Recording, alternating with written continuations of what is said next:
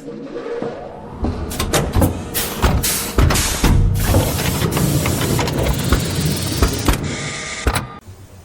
guys, we are the ByteForge group, and let me introduce you to our group members, Miole Mark, Barshal John Walter, and Escandor, and to our Professor Dr. Earl Marquez Albina.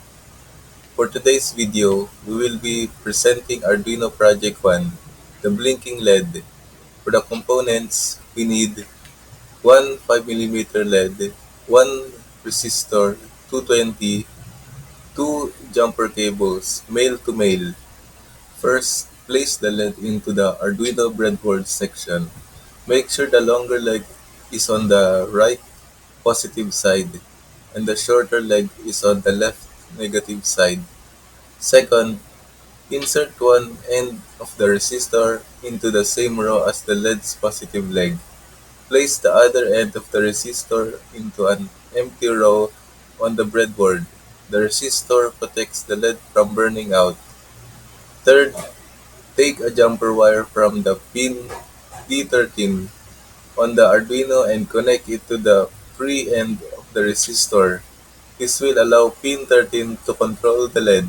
Fourth, connect another jumper wire from the LED's negative leg directly to one of the GND pins on the Arduino. This completes the circuit. And this is the actual video of me and my team assembling and writing the code for this Arduino project.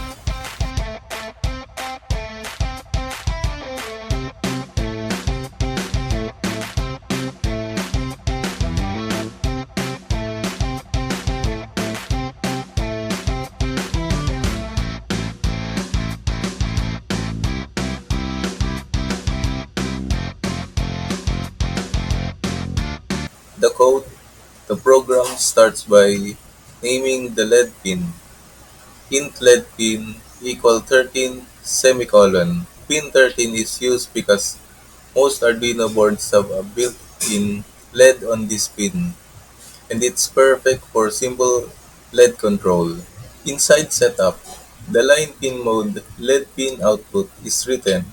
This tells the Arduino that pin 13 will be sending out a signal to control the LED. The loop function is where the blinking happens. First, digital write LED pin high turns the LED on, then delay 1000 keeps it on for 1 second. Next, digital write LED pin low turns the LED off, and another delay 1000 keeps it off for 1 second. Because the loop repeats forever, the LED will keep turning on and off in a steady 1 second pattern, creating a simple blinking effect.